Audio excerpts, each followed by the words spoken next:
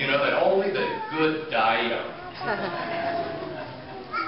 Well, how many of us, when we think of the saints, kind of conjure up this image of long-faced, austere men and long-suffering, heavily burdened women who are praying silently in their cold and gloomy cells with only a bag of straw for a mattress and a stone for a pillow?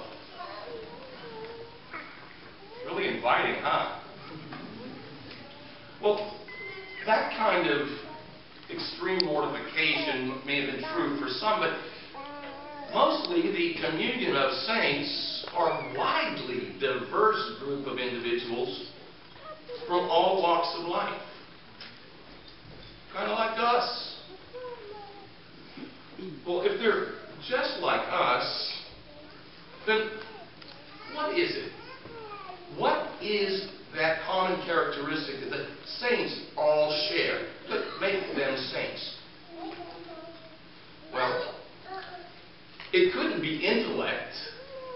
If anybody's ever read the Gospel of Mark, it makes a good case for the possibility that Jesus chose perhaps the 12 stupidest men in all of Galilee. Then there's St. John of Cupertino. He was a 17th century Italian priest who was dumber than a box of rocks.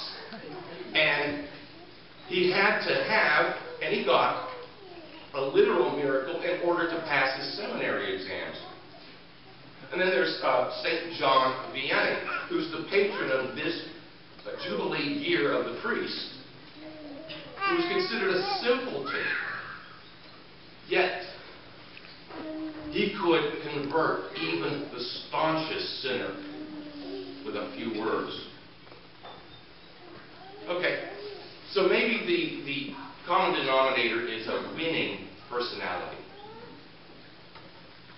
Well, St. Jerome, from the 4th century, who translated the Bible into Latin, was considered an insufferable jerk by most of the people who knew him. St. Olga of Russia, she was a vengeful mass murderer before she got converted and founded churches all over the Ukraine. And then there was Padre Pio, mystic who bore the wounds of Christ, the stigmata, and who was canonized by John Paul II. He was ornery, temperamental, harsh, and demanding, yet over 100,000 people attended his funeral in 1968. How about strength of character? Well, there's St. Peter, our first pope, who ran like a little girl when Jesus was arrested. And then went on to deny him 3 times that same evening. There's St. Augustine. He was a heretic and a womanizing playboy. Yet, he's also one of the doctors of our church and one of our greatest theologians. And then there's our own saint, St. Peter Claver, who, before he found his calling to heroically serve the slaves in Colombia, was a dithering amateur, an incompetent who couldn't commit to anything. No, the common characteristic that all of the saints share is the amazing ability to experience profound and even ecstatic joy, even in the midst of terrible suffering and sorrow. This is what Jesus is talking about when he tells the poor in spirit, the mourning, the persecuted, that they are blessed. You know, a lot of translations of this passage, instead of using the word blessed, use happy. That's because God's blessing can only bring us the kind of happiness, the kind of spiritual joy that all the saints enjoy. It's the joy of eternal life that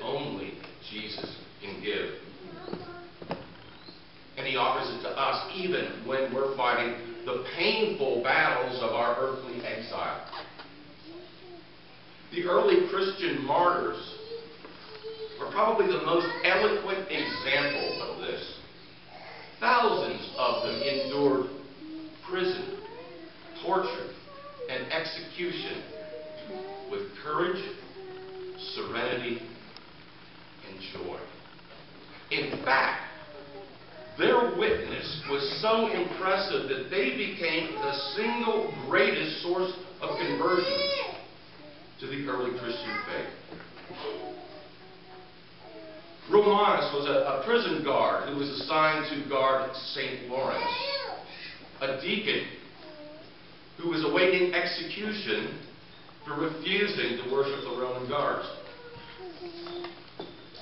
Romanus was so intrigued and captivated by Lawrence's calm demeanor and his sense of humor that Lawrence baptized him in his prison cell.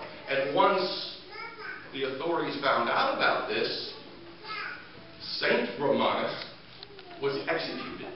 And St. Lawrence earned himself a particularly gruesome martyrdom. They grilled him alive. But,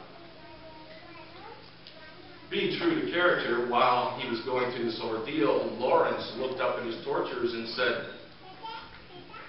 "Do you mind turning me over? I think I'm done on this side."